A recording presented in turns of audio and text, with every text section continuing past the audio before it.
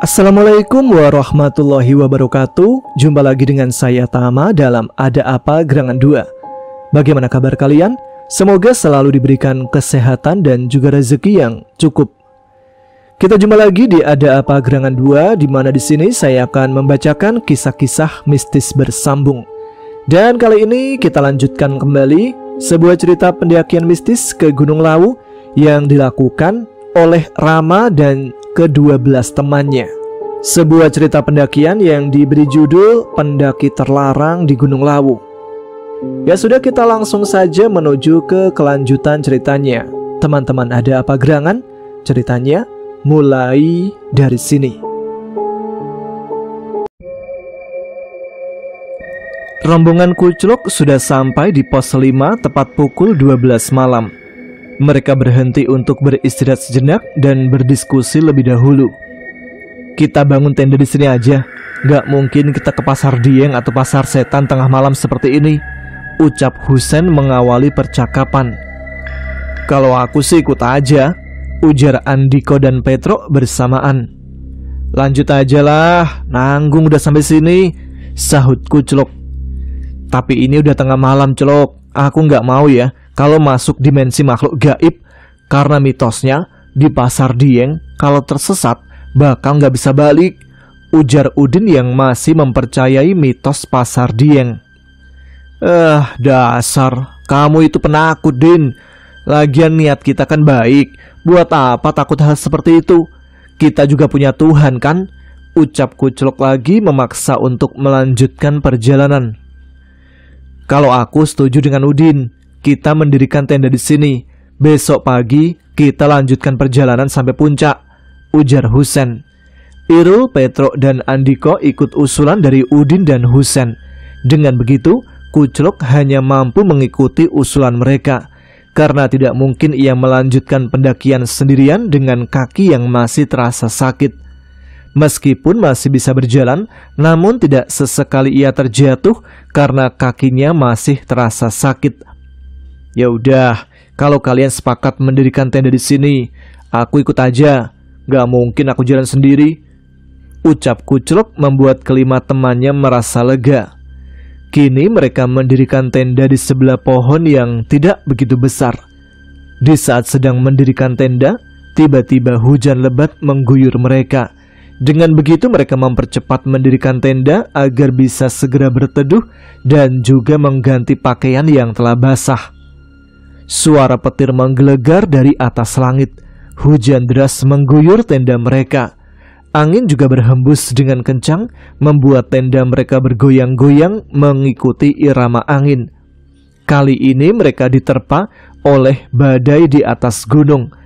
Pakaian yang basah sudah diganti dengan yang kering, sehingga bisa mengurangi hawa dingin yang menyelimuti mereka. Kendati begitu, mereka masih tetap kedinginan meskipun tenda sudah tertutup rapat. Cuaca hari ini dingin banget ya, ucap Udin menggigil. Iya Din, bener. Aku juga dingin banget ini, tukas Andiko. Yang lain ikut manggut-manggut merasa hawa yang sama, yaitu kedinginan setelah kehujanan. Petro yang sedari tadi sibuk membongkar kerirnya membuat yang lain penasaran dengan apa yang sedang dicarinya. Tro, lagi cari apa sih? Tanya Irul penasaran. Kalian kedinginan kan? Aku punya sesuatu untuk kalian, jawab Petro sambil meringis bahagia. Mereka pun mengalihkan pandangannya ke arah Petro. Mata mereka terbelalak ketika sebuah botol anggur merah keluar dari kerir Petro saat itu. Nah, ini dia, ucap Petro mengarahkan botol tersebut ke hadapan lima temannya. Wih, mantap juga nih, dingin-dingin gini minum anggur merah, ucap Irul bergembira. Saat itu mereka senang ketika Petro sudah membuka tutup botol anggur merah tersebut. Beda dengan Husen yang enggan ikut untuk minum.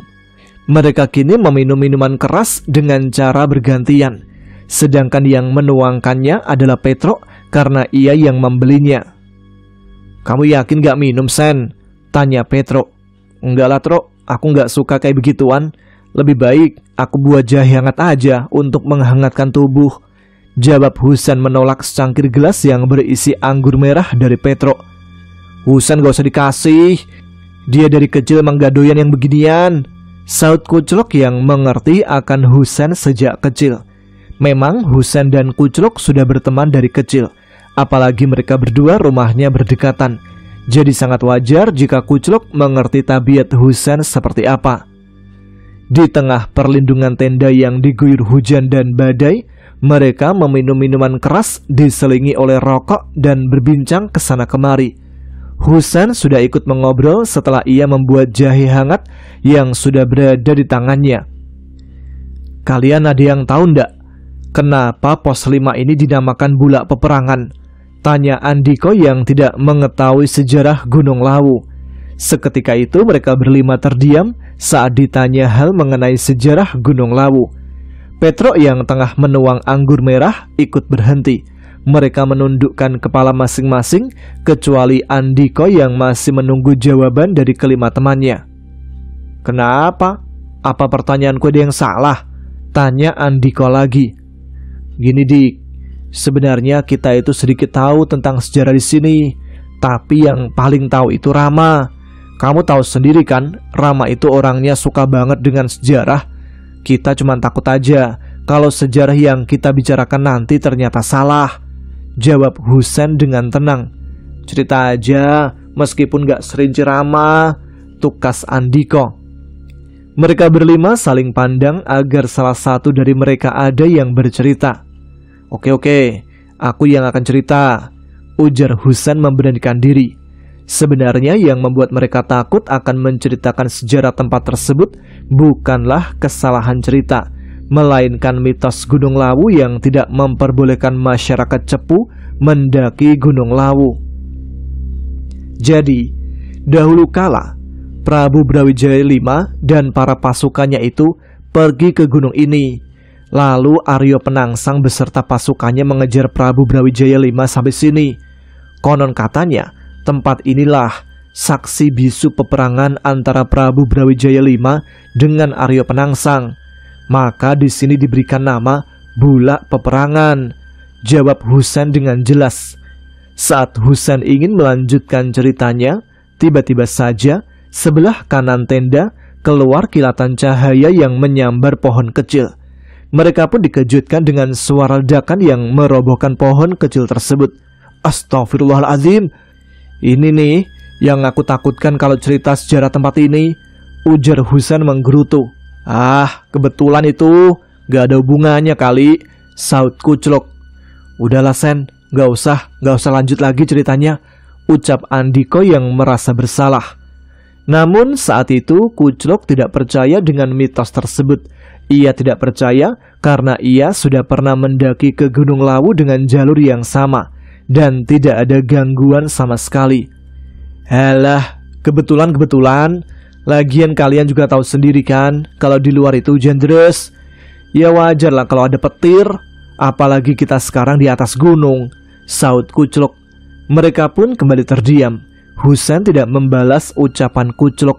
Ia hanya terdiam menghindari percekcokan di antara mereka, karena sebenarnya Husain masih mempercayai mitos tersebut. Dirasa semua terdiam, Petro mencoba mencairkan lagi suasana agar lebih santai, meski di tengah terpaan hujan badai dan angin. Ayo, minum lagi. 2 putaran lagi habis ini, ucap Petro memberikan secangkir gelas berisi anggur merah ke arah Andiko. Tangan Andiko menyambut dan mengambil secangkir gelas itu dari tangan Petro.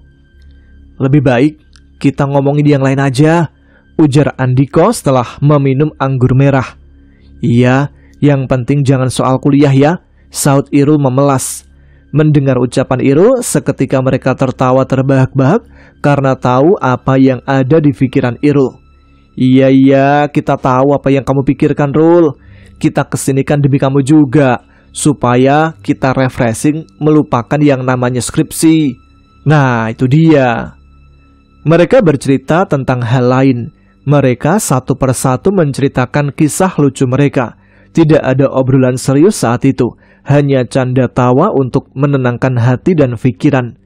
Husain yang tersadar Melihat jam di pergelangan tangannya sudah menunjukkan pukul 1:30 malam, ia pun memberi saran agar teman-temannya segera tidur untuk beristirahat dan akan melanjutkan perjalanan lagi pukul 6 pagi.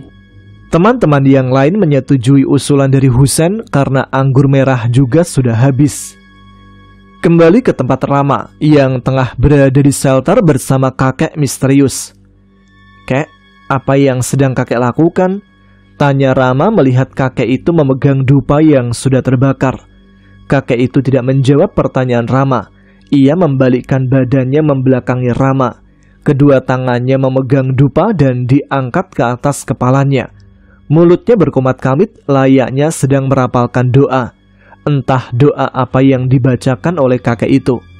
Setelah membaca doa, kakek itu menancapkan beberapa dupa yang telah dibakar tadi ke setiap sudut shelter. Aroma dupa tercium oleh Rama memenuhi seisi shelter yang ditempatinya.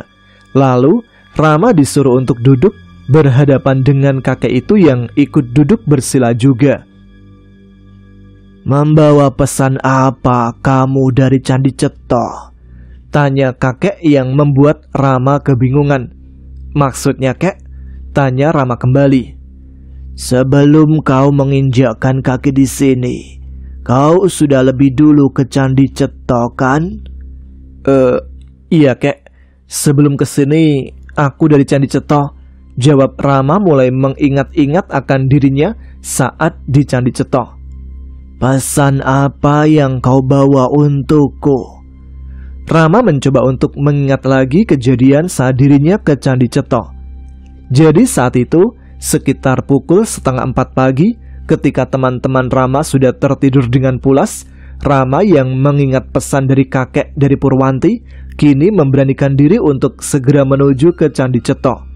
Di saat dia berjalan meninggalkan base camp, tiba-tiba penjaga base camp memanggil Rama. "Mas, mau kemana?" Mau pergi ke parkiran, mas. Ada barang yang ketinggalan," jawab Rama sambil tersenyum menutupi kebohongannya. Tanpa menjawab lagi, Rama terburu-buru agar tidak dicurigai oleh penjaga base camp. Dengan cara terburu-buru, penjaga base camp akan berpikir bahwa barang yang akan diambil adalah barang penting bagi Rama. Setelah meninggalkan base camp, langkah Rama tidak terburu-buru lagi, karena di depannya sudah ada juru kunci yang tengah duduk santai di sebelah ruang tiket masuk Candi Cetha. Rama segera menghampiri juru kunci tersebut dan meminta izin untuk masuk. "Selamat pagi, Pak. Nama saya Rama. Saya kesini ingin minta tolong." "Iya, nak. Apa yang bisa saya bantu?" ucap Pak Slamet sebagai juru kunci. "Panggil saja Pak Slamet." Begini, Pak. Sebelumnya saya minta maaf kalau lancang. Saya kemari ingin memasuki area candi saat ini juga." "Maaf, Mas. Aturan di sini tidak boleh masuk area candi sebelum jam 8 pagi," ujar Pak Slamet. "Saya mohon, Pak, kali ini saja izinkan saya memasuki area candi," ucap Rama duduk sambil memohon. "Aturan sudah dibuat seperti itu. Saya tidak bisa melanggar aturan di sini." Rama merasa gagal untuk izin memasuki area candi. Ia pun memutuskan untuk kembali ke base camp. Namun saat itu, ia teringat jika sebelum berangkat telah diberi kain hitam pemberian kakek Purwanti. Beruntung kain hitam itu selalu dibawanya kemana saja. Dengan begitu ia tidak perlu bolak-balik mencari keberadaan kain hitam tersebut. Diambilnya kain hitam dari sakunya, lalu diberikan kepada juru kunci Candi Cetha. "Maaf, Pak, sebelum saya pergi dari rumah, kakek saya menitipkan kain ini untuk ditunjukkan kepada Bapak," ucap Rama mengulurkan tangan. "Kain hitam? Untuk apa?" tanya Pak Slamet penasaran sambil mengambil kain hitam tersebut. "Saya tidak tahu untuk apa, Pak. Cuma saya diberi amanah kakek untuk dilihatkan kepada juru kunci.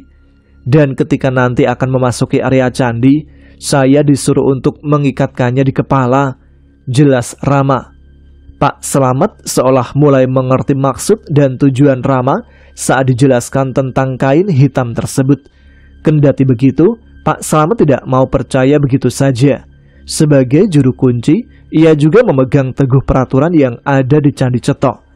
Tangannya mengepalkan kain hitam pemberian Rama, lalu ia memejamkan mata layaknya sedang menerawang. Rama hanya terdiam melihat Pak Slamet yang terus memejamkan mata. Beberapa menit kemudian, Pak Slamet mulai membuka matanya. Ia menghembuskan nafas kasar, lalu mengembalikan kain hitam milik Rama.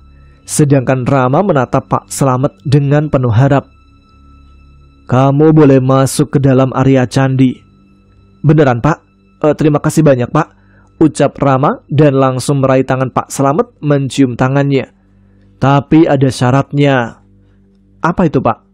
"Sebelum jam 7 pagi, kamu pastikan sudah berada di luar candi, agar warga di sini tidak curiga kepadamu. Jika kamu melanggar, bisa jadi kamu akan menanggung akibatnya sendiri. Itu sudah bukan tanggung jawabku lagi," jawab Pak Slamet. "Baik, Pak, saya usahakan untuk secepat mungkin menyelesaikan amanah dari kakek saya," pungkas Rama sambil menganggukkan kepala. Dia berpamitan untuk mempercepat langkahnya menuju candi. Sebelum Rama pergi, juru kunci memberikan Rama beberapa dupa dan kain poleng. Setelah dirasa cukup oleh Pak Slamet, kini Rama dan juga Pak Slamet menuju pintu teras candi. "Nak, saya hanya bisa mengantarmu sampai di sini.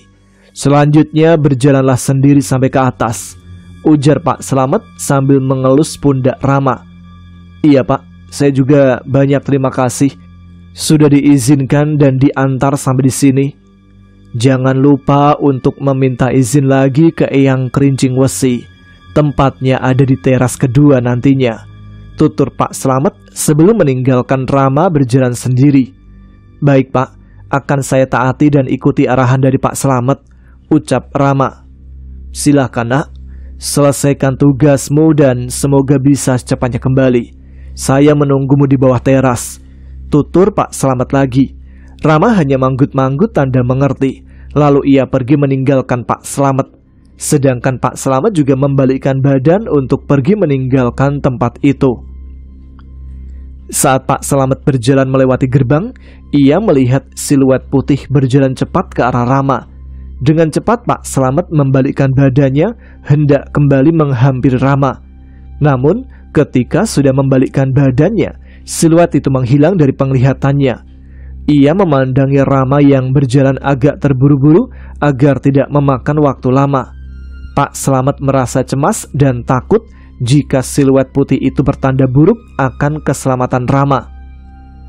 Rama berjalan gontai dengan tangan yang disilangkan ke dadanya, sebab cuaca dingin menyelimuti tubuhnya.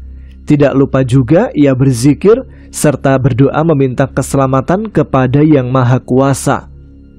Baru menginjakkan kaki satu langkah ke teras kedua, ia merasa bulu kuduknya berdiri serta tubuhnya menggigil.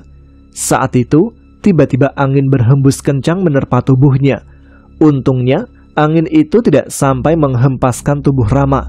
Dengan begitu, ia bisa beranjak lagi melanjutkan langkahnya menuju tempat Eyang Kiai Kerincing Wesi. Tidak hanya itu, pundak Rama kini seperti ada yang menepuk. Ia pun membalikkan badannya, melihat sekitar yang ternyata tidak ada satupun orang yang mengikutinya. Rama tidak menyerah begitu saja. Ia tetap melanjutkan langkahnya dengan hati-hati dan tetap berzikir dalam hati. Rama melangkah setapak demi setapak menuju petilasan Eyang Kiai Kerincing Wesi. Tanpa rasa takut, ia segera membakar dupa yang diberikan oleh Pak Slamet. Setelah dirasa sudah terbakar, ia menancapkan dupa ke tempatnya. Lalu ia duduk bersila di depan petilasan Eyang Kiai Kerincing Wesi. Dia berzikir dan memanjatkan doa kepada Yang Maha Kuasa, memohon keselamatan dalam pendakian nanti hingga sampai di rumah masing-masing. Beberapa saat ketika Rama sedang khusyuk dalam berdoanya, angin berhembus kembali mengitari sekeliling tempat Rama. Angin semakin kencang dan beberapa helai daun berjatuhan dari pohon di tepi candi. Suasana saat itu mulai mencekam. Langit terlihat gelap, memunculkan kilatan seperti akan turun hujan. Rama merasakan bahwa akan terjadi sesuatu. Namun ia tetap lanjut berdoa.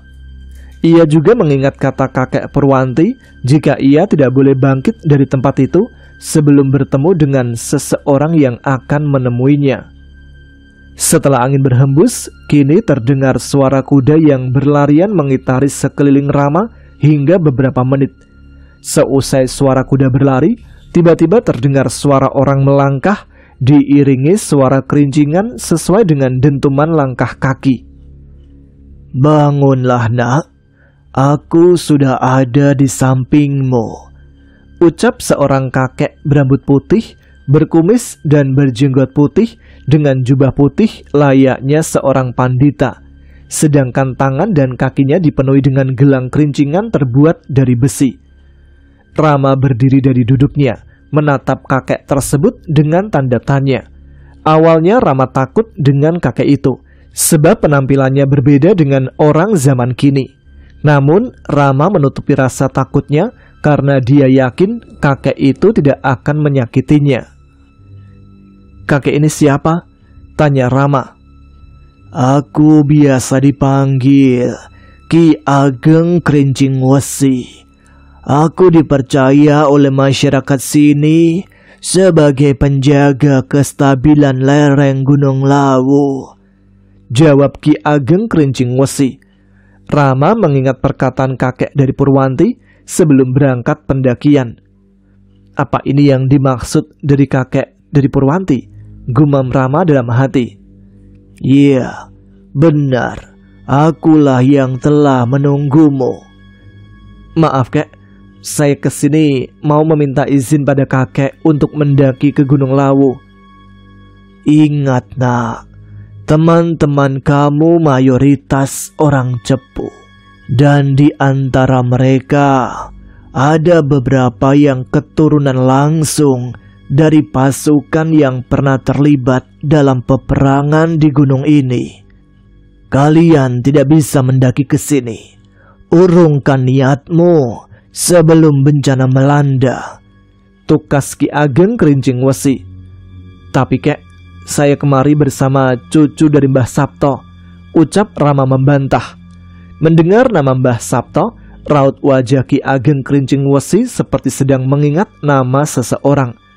Tangan kirinya memegangi jenggot panjangnya sambil mengelus-elus. Ia mengingat kembali kejadian seseorang yang sedang bertapa di Gunung Lawu, tepatnya di pos 3 dulu. Mbah Sabto adalah seorang petapa dengan sebutan nama Ki Ageng Sabuk Janur yang pernah mengalahkan Ki Jongko. Sedangkan Ki Jongko adalah makhluk pembawa bencana yang menutup sumber mata air di Gunung Lawu. Tidak lama kemudian, ia berhasil ditaklukkan oleh Ki Ageng Sabuk Janur. Setelah penaklukan tersebut, Ki Jongko dijadikan sebagai penjaga sumber air di Gunung Lawu. "Aku ingat siapa Mbah Sabto yang kau sebutkan. Beliau masih sering bertapa di pos 3 jika ada sesuatu di sana. Seperti hari ini, pos 3 sedang terjadi longsor yang menyebabkan tertutupnya sumber air," ujar Ki Ageng Krincing Wesi. "Lalu, apakah saya dan teman-teman mendapatkan izin untuk mendaki, kek?" "Aku sebenarnya berat untuk mengizinkan. Namun karena kalian bersama dengan cucu Mbah Sabto, aku akan menjaga kalian hingga bertemu dengan Mbah Sabto. Setelah itu, akan aku serahkan semuanya kepada Mbah Sabto," jawab Ki Ageng Krincing Wesi. Setelah Rama mendapatkan izin dari Ki Ageng Krincing Wesi, perlahan Ki Ageng Krincing Wesi pergi meninggalkan Rama sendiri. Saat Ki Ageng Krincing Wesi pergi, angin kembali berhembus mengitari sekeliling Rama. Dengan cepat angin itu berangsur menghilang mengikuti kepergian Ki Ageng Krincing Wesi. Kemudian Rama juga ikut meninggalkan tempat petilasan itu dan kembali menemui Pak Slamet. "Jadi begitu, kek. Apa kakek mengizinkan kami untuk melanjutkan pendakian?" tanya Rama yang mulai merasa lelah karena beberapa hari kurang tidur. "Maafkan kakek ya, nak. Saat ini kakek tidak mengizinkan kalian melanjutkan pendakian," jawab kakek itu menghela nafas panjang. "Mengapa begitu, kek? Kakek juga tahu kan bahwa yang ada pada rombongan kami salah satunya adalah cucu kakek, ucap Rama memaksa agar mendapatkan izin. Aku tahu, tapi lebih baik kalian kembali ke rumah agar tidak ada bencana yang lebih dahsyat dari longsor kali ini, ujar Mbah Sabto. Kali ini Rama sudah tidak bisa mengelak lagi karena ia takut akan terjadi bencana yang lebih besar. Terlebih keselamatannya dan juga teman-teman yang lain adalah yang utama. Baiklah, kalau begitu saya akan mengajak teman-teman untuk segera meninggalkan tempat ini. Tapi kek, bagaimana untuk yang sudah terlanjur mendaki dahulu kek? Tanya Rama khawatir. Biarkan Tuhan yang menentukan nasib mereka. Dalam hati Rama mencemaskan rombongan Husain yang lebih dulu mendaki. Namun apa daya, Rama juga tidak bisa berbuat apapun saat ini. Setelah beberapa saat berbincang dengan Mbah Sabto, kini Mbah Sabto beranjak dari duduknya. Dia menyuruh Rama agar segera kembali ke tendanya, karena saat itu hujan deras disertai petir telah mengguyur tempat mereka. Kembalilah bersama teman-temanmu. Jangan terlalu difikirkan untuk teman kamu yang sudah di atas. Satu lagi, jangan kau ceritakan apapun yang sudah kamu ketahui, tutur Mbah Sabto sebelum pergi meninggalkan Rama. Belum sempat Rama untuk mengucapkan terima kasih dan berpamitan, Mbah Sabto lebih dulu menghilang. Suara petir menggelegar, angin berhembus kencang mengguyur seluruh hutan. Ranting pohon berjatuhan bersamaan dengan daun yang berhamburan diterpa angin. Rama berlari meninggalkan shelter menuju tenda yang ditempati tadi. Sesampainya di tenda, dia segera mengganti pakaiannya yang basah kuyup.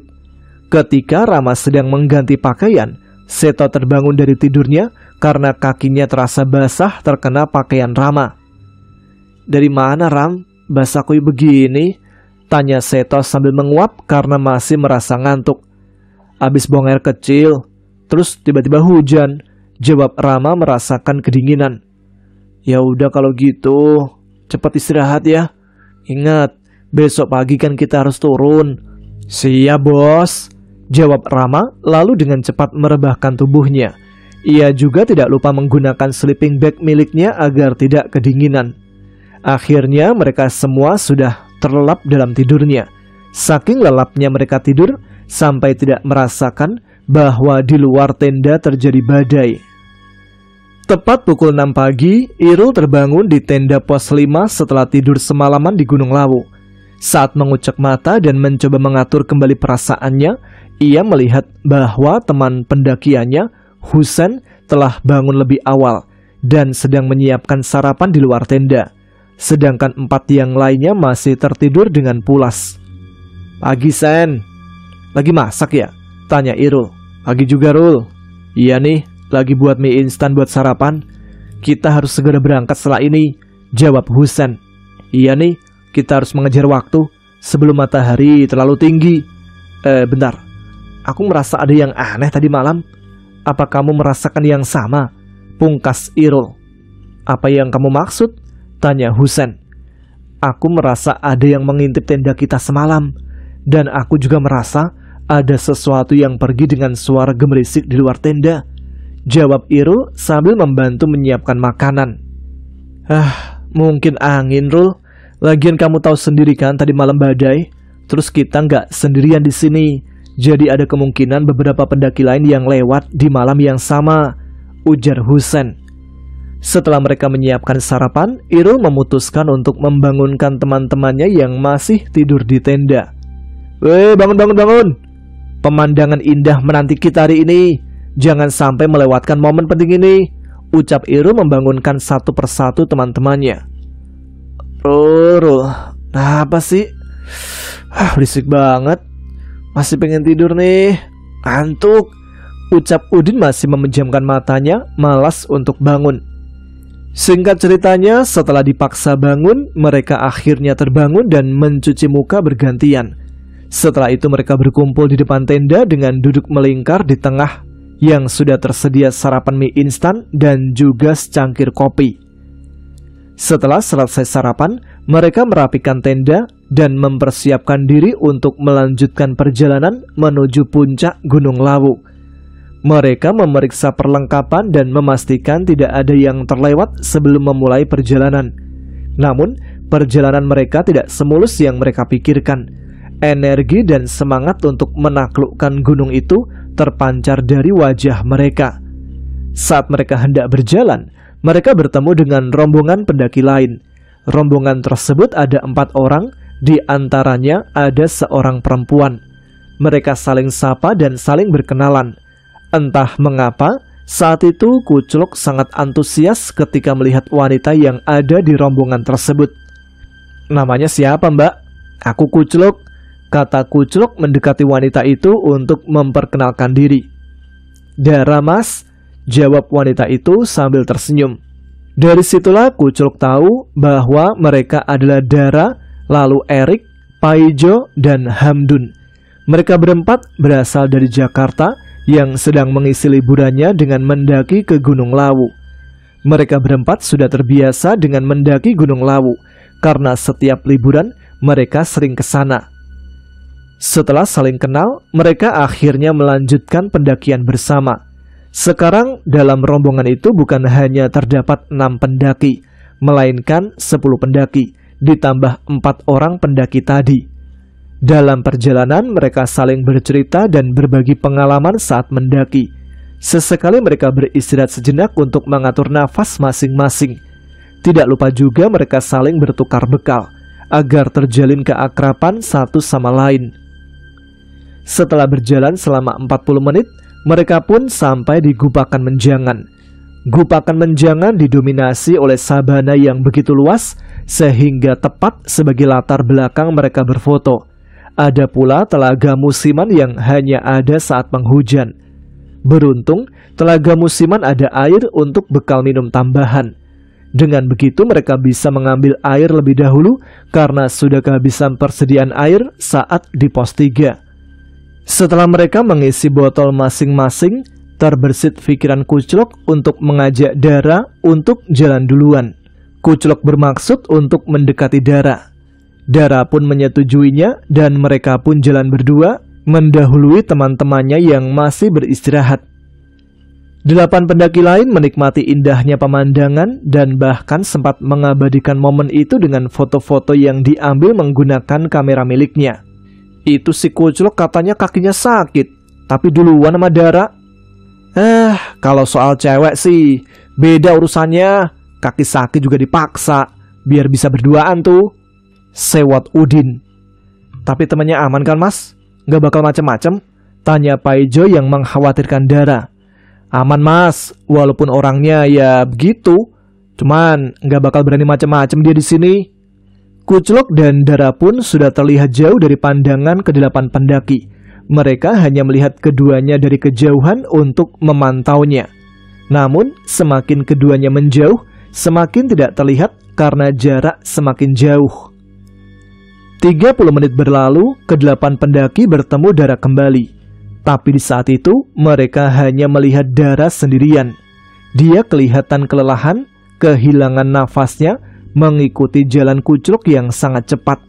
Kuclok seperti hilang kendali, entah karena apa. Ia seperti ingin pamer pada Dara bahwa ia adalah lelaki yang perkasa. Kuclok bilang ia akan menunggu Dara di tikungan yang kedua. Sampai di sini dulu ya episode kali ini. Kita akan lanjutkan cerita pendakian Rama dan teman-temannya ke Gunung Lawu pada episode selanjutnya. Ini dari kemarin kayaknya dapat gangguan terus, padahal mereka belum mulai pendakian nih. Apakah ketika pendakian gangguannya akan lebih intens dan ekstrim? Kita akan saksikan atau dengarkan di episode selanjutnya. Terima kasih untuk teman-teman sekalian yang sudah menyimak episode kali ini. Terima kasih untuk support kalian. Jangan lupa tuliskan komen, tunjukkan eksistensi kalian. Ya sudah, sekarang saya Tama harus pamit. Jumpa lagi di episode selanjutnya tentunya. Tetap semangat ya. Jaga kesehatan selalu. Wassalamualaikum warahmatullahi wabarakatuh.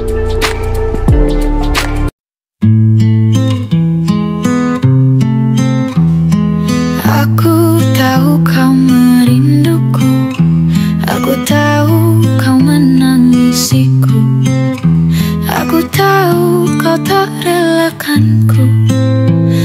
Aku sama namun hanya membisu. Gaun putih ini perlahan memerah seiring ku tak tentu arah. Gaun putih ini perlahan lusuh seiring kau dan aku jauh. Di jalan ini, di antara ilalang tinggi kau pernah membawa diri ini. Di jalan ini pula tubuhku merebah berdarah mati dan mereka lari.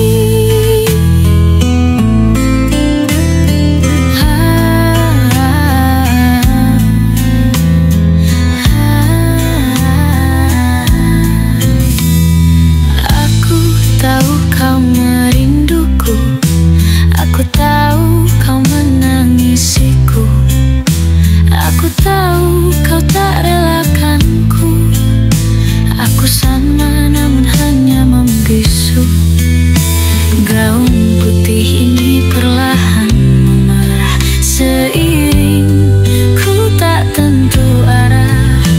Gaun putih ini perlahan lusuh seiring kau dan aku jauh.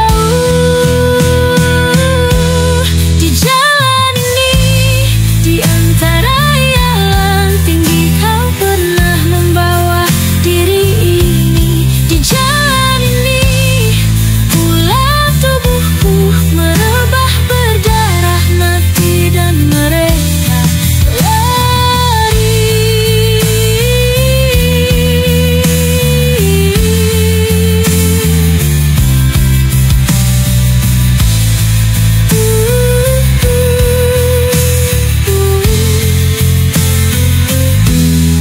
Jalan ini, di antara ilalang tinggi kau pernah membawa diri.